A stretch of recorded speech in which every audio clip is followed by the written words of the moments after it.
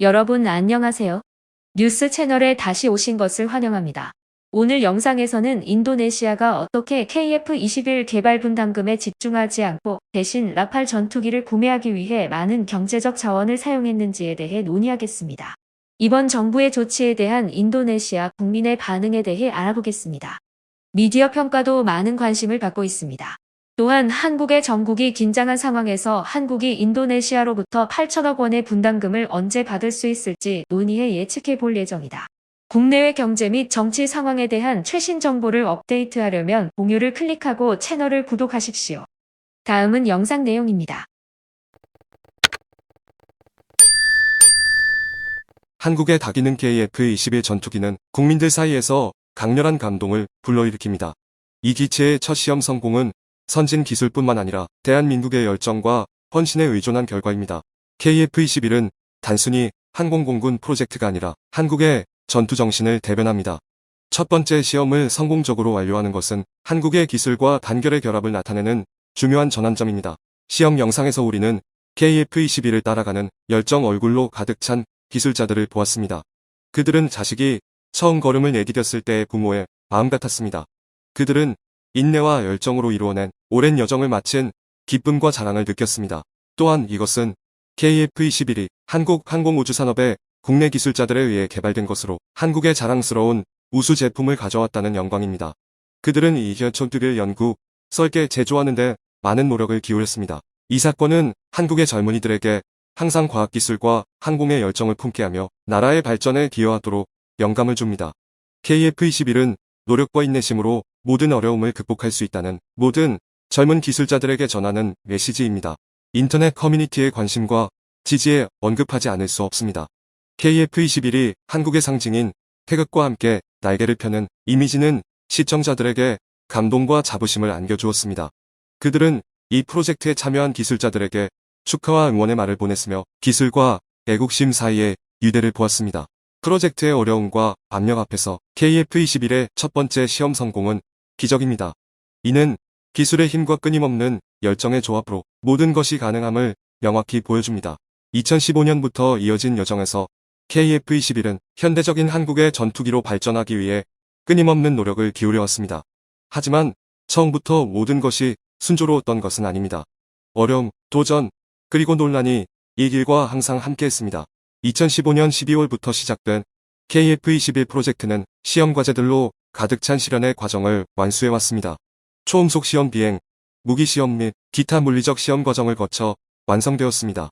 6년간의 끊임없는 헌신으로 놀라운 성과를 이루었습니다. 2026년에는 KF-21의 대규모 생산이 시작되어 완벽한 배치를 위한 준비를 할 예정입니다. 한국의 경우 선진 국가들과 비교했을 때 전투기 개발부터 운영까지의 시간이 훨씬 짧아 보통 최소 15년 이상이 소요되는데 이를 달성하였습니다. KF-21은 불가피하게 다양한 어려움을 겪었습니다. 사실 아이디어가 논의되는 순간부터 한국개발연구원에서 2006년 12월에 불가능성을 이유로 프로젝트를 비판하고 폐기하는 평가를 내놓았습니다. 2012년에는 한국국방연구원도 불가능성을 주장하여 한국의 전투기 개발을 반대하였으며 2015년 10월에는 국회 국방위원회가 KF-X 프로젝트 예산을 통과하지 않았습니다. 그러나 KF-21팀은 목표를 포기하지 않고 꿈을 현실로 만들기 위해 끊임없이 노력하였습니다. 다양한 도전과 논란에 직면하더라도 KF-21 개발팀은 자신들의 목표를 결코 포기하지 않았습니다. 그들은 환상적인 아이디어를 만들어내고 그것을 현실로 이끌기 위해 열심히 노력하였습니다. 결과적으로 초기 단계부터 현재까지 놀라운 성과를 이뤄냈습니다. 방위산업 분야에서 주목할 만한 사건은 인도네시아에게 논란과 원하지 않는 결과를 초래했습니다.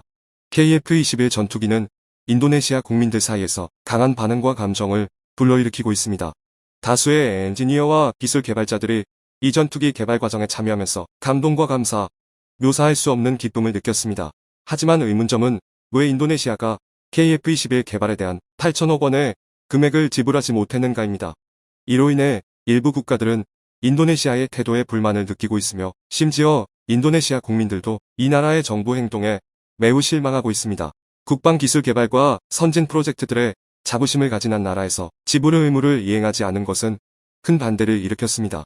많은 사람들은 이로 인해 인도네시아의 국제적 신용이 손상되고 국제적인 동역자들과 신뢰가 무너진다고 여기고 있습니다. 인도네시아가 KF-21 전투기 가격을 인하하도록 요구하고 심지어 선금 지불을 거부하는 뉴스는 프랑스를 포함한 일부 국가와의 외교 관계에서 논란과 긴장을 초래하고 있습니다. 가격 인하를 요구하는 것은 무역협상에서 새로운 것이 아니지만 이번 사안은 전문가들과 군 지도자들 사이에서 다양한 의견을 불러일으키고 있습니다.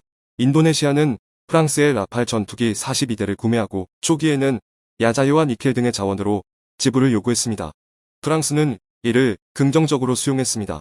그러나 지난해 9월에 첫 계약에 6대의 라팔 전투기를 받기 직전 프랑스는 보증금이 현금으로 완납되지 않으면 계약이 실행될 수 없다고 밝혔습니다. 이후 인도네시아는 11억 달러의 보증금을 지불했습니다. 또한 프랑스의 언론은 이후 23억 달러 규모의 두 번째 계약이 올해 말에 완료될 것이라고 보도했습니다. 많은 분석가들은 프랑스의 행동을 인도네시아를 뒤에서 치기 위한 행위로 평가했습니다. 인도네시아가 한국에 대한 지불을 완전히 하지 않고 프랑스의 라팔 전투기를 구매했기 때문에 인도네시아는 어려운 상황에 놓여 있습니다. 전반적으로 KF-21에 대한 지불을 완료하지 못한 인도네시아의 행동은 유감스러운 결과를 남겼습니다. 이로 인해 이 나라는 몇 개의 중요한 파트너 국가로부터 신뢰와 존경을 잃을 수 있습니다. 이는 미래의 국제 협력과 무역 협상에 부정적인 영향을 미칠 수 있습니다. 이러한 상황에서 인도네시아는 이 프로젝트에 대한 명예와 신용을 훼손하지 않으면서 KF-21 전투기 구매를 이행하기 위한 방법을 찾고 있습니다.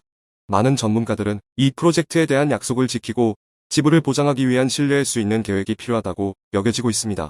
또한 인도네시아는 분할된 지불 방식으로 보잉 F-15EX를 수입하는 문제에 관심을 가지고 있습니다. 그러나 보잉은 인도네시아가 비용을 지불할 수 있는 능력을 의심하여 계약 체결이 연기되도록 만들었습니다. 또한 언론은 인도네시아가 한국과 함께 KF-21 전투기 개발 비용을 4년 동안 미지급했다고 보도했습니다. 이로 보아 인도네시아는 옷 바꿀 때처럼 전투기를 바꾼다는 전략을 추진하며 다양한 국가로부터 다양한 종류의 전투기를 구매하여 군대를 강화하고자 하는 의도를 가지고 있는 것으로 보입니다. 이러한 의도는 국방장관 프라보보 수비안토의 지원을 받고 있습니다. 프라보워 수비안토는 내년 제2차 대통령 선거에 참가하기 위해 민족주의 국가에 대한 약속을 내놓고 유권자들의 지지를 얻고자 하고 있습니다. 그는 군대에 대한 강력한 지지를 표명하며 전 세계 국가로부터 전투기를 구매하여 전투기 수집가로 변신했습니다. 한편 현재 정부의 승인 없이 새로운 프로젝트를 추진하는 것으로 인해 국방 예산이 부족해지고 있습니다. 이로 인해 조코 위도도 대통령은 국방장관에게 과도한 국방 예산 사용에 대해 경고하고 있습니다. 2023년 7월 21일 로이터 통신으로부터의 보도에 따르면 다소 항공의 대표인 에릭 트라피에는 공급 상황이 악화되어 주문 처리가 어려워지고 있으며 2023년 4월 19일에는 프랑스 의회의 법안으로 인해 프랑스의 미라지 2000의 사용 수명이 연장되어 라팔의 납품이 지연되었습니다. 프라보워 수비안토의 독특한 협상 방식으로 인해 인도네시아는 계획된 날짜에 전투기를 수령하지 못할 것으로 예상되며 이로 인해 계약금 상환을 위한 대출 부채가 증가하고 있습니다. 또한 인도네시아는 18대의 라팔 전투기를 110억 미국 달러에 구입하여 평균 가격이 한화로 약 1833억 원인 거대한 금액을 지출했습니다. 이로 인해 모든 선거 기금이 소진되었으며 KF-21 보라매의 7천억 원 지출보다 2.5배 더 많은 비용이 들었습니다. 더욱 이 라팔 전투기들은 모두 비암 형태로 즉 무기가 장착되어 있지 않아 추가 비용이 발생하게 되었습니다. 이러한 의심스러운 결정으로 인해 국가 전체가 프라보워 수비안토의 판단에 손해를 입게 되었습니다. 실제로 인도네시아 내에서도 라팔 전투기 구매에 대한 반대가 있었는데 인도네시아의 언론이 인도네시아가 라팔을 선택한 것은 KF-21 보라매에 밀려졌기 때문에 후회하게 될 것이라는 제목의 기사를 게시했습니다. 현재 인도네시아는 한국에 대한 8천억 원의 분담금을 아직 지불하지 않은 상태입니다. 하지만 한국은 수동적인 입장에 머물지 않고 계속해서 KF-21을 개발하고 있습니다. 많은 전문가들은 최소한 내년까지 인도네시아가 이 금액을 지불할 것으로 예측하고 있습니다.